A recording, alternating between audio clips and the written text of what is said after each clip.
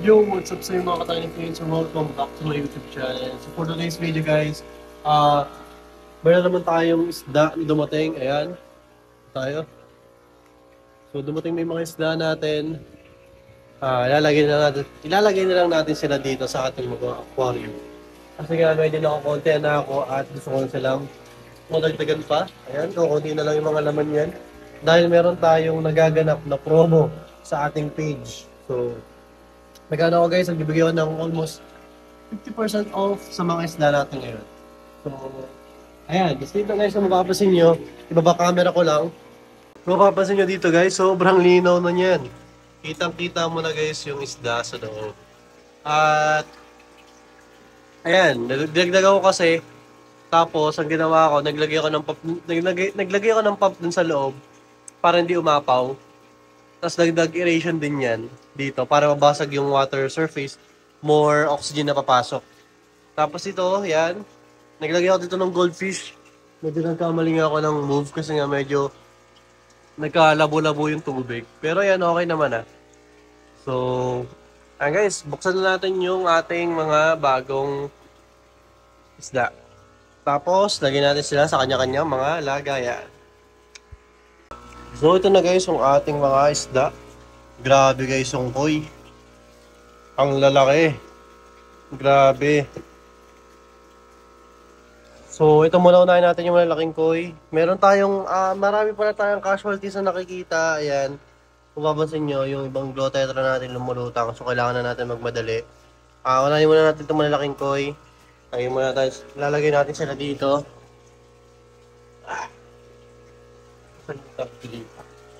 Ayan pala.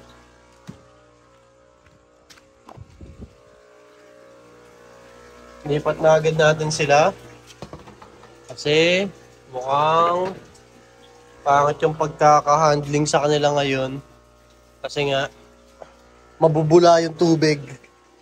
So, ayan guys. Lagay ko na sila dito. So, ito guys, yung ating malalaking koi. Grabe yung lalaki nila, oh. So, ang tataba. Ang tataba naman na itong mga to. Ayan. Ayan. Grabe, solid. Sarap palagaan pag ganito kalalaki. So, yan. Nalagyan natin sila sa kanyang mga, sa aquarium na malaki. Dito.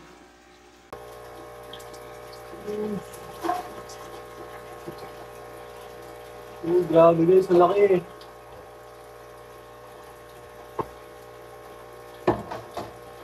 So guys, ang susunod natin na ilalagay dito yung mga maliliit na koi.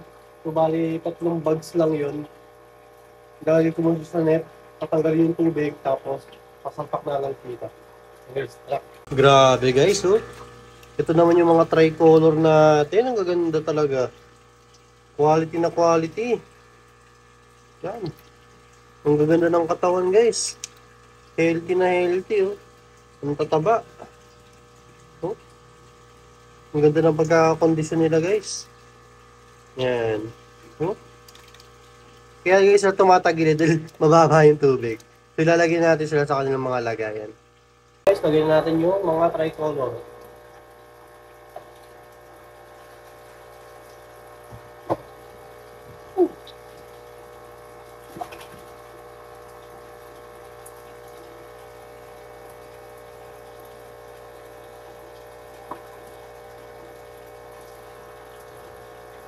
So ito naman guys, yung ating mga kuhaku and gold na koi. Ang gaganda talaga, oh. Grabe, solid. Quality talaga sila guys. Quality guys, eh. Ang ganda na ng mga kondisyon nila. Yan, gaganda pa ng katawan. Oh. Ito pa guys, eh. Oh, ganda ng katawan guys, solid. So yun guys, lagyan natin yung ating mga koi.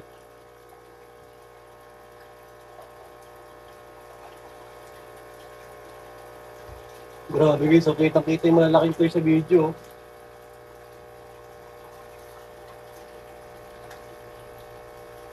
Yan. So yun guys, sana makarecover sila agad. Doon naman tayo sa ating mga glow tetra. Kung mabilisan lang, dahil nga nagkakaroon tayo ng may casualty pa pala. Tumawag tayo para natin. Okay guys, tara. So yun guys, ito yung ating mga glow tetra. At ilalagay na natin sila sa kanya-kanyang mga lagayan. So guys, tara. Okay, so lalagay tayo. Konti lang dito sa top na to.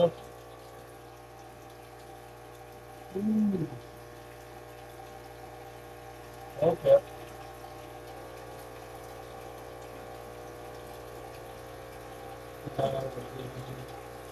Yan. Ibang tout naman guys. Okay, tayo natin.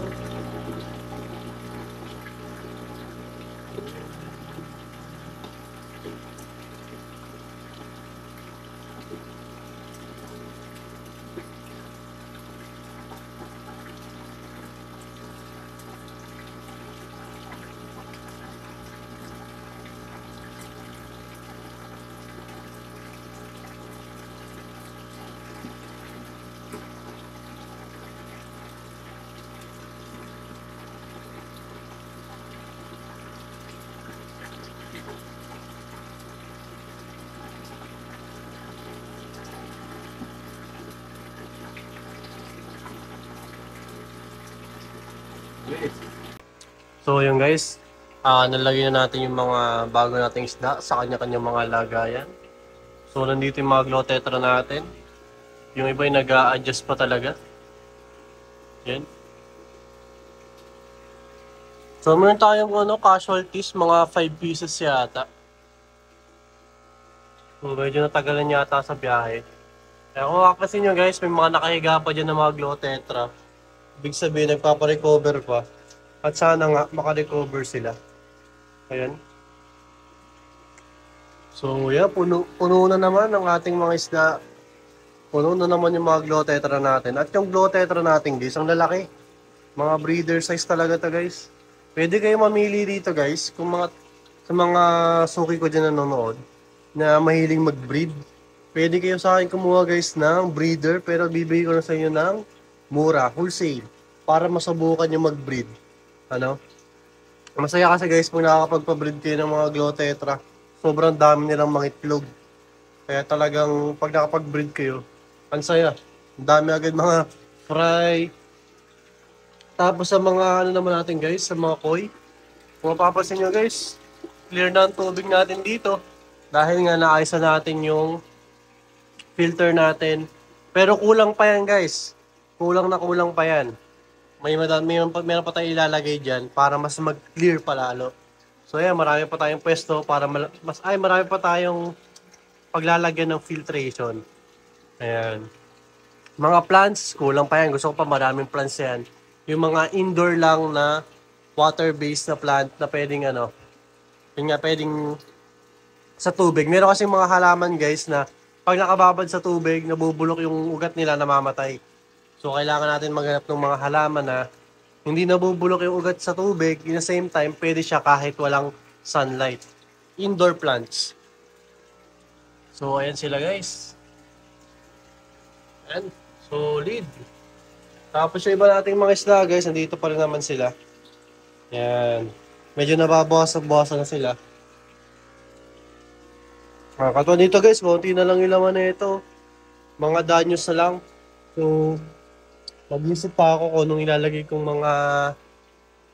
mga isda dyan. Grabe guys, ang bilis maubos naman ng mga isda natin. Bilis maubos. Dahil nga tayo, nagsusupply talaga tayo guys. Dito sa amin sa may Calapan, Mindoro, Oriental Mindoro. So nag-ship din kami around Oriental Mindoro at Occidental. Kung gusto niyo mag-resell o kaya mag-avail, pwede naman kayo mag-PM sa page namin. So ayan. Mga glow tetra natin. Sobrang solid. Ang gaganda. So yung promo natin guys, hanggang nandito pa kami. Kasi luluwas din kami guys sa bago mag Christmas at saka ng Christmas kasi nga magpapasko kami sa Manila. Ayan. So yan ang ating mga isda. Okay naman sila. Ang gaganda, solid. So yun lang guys, maraming salamat sa panonood. Dito na magtatapos ng video na to.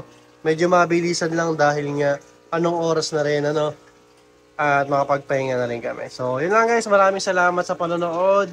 At dumating na yung mga koi natin. Just a quick update lang sa inyo. Sa mga gusto mag-pick pala ng koi, first come, first pick. Yan. No reservation guys kasi nga kawawa pag may mga pupunta dito maaga. Tapos, naka-reserve na pala yung isda. So, pauna na lang kayo guys kung sinong makakakuha ng mga malalaki natin. Dahil sobrang gaganda. Ako na nagsasabi sa inyo. Sobrang gaganda ng malalaki natin dyan. So, yun lang guys. Maraming salamat sa panonood. Keep safe sa inyo. Don't forget to follow and like my page sa Facebook, Tiny Fins Fishes. And don't forget to like this video and subscribe to my channel. So, yun lang guys. Happy fish keeping sa inyo. Keep safe and God bless. Babush!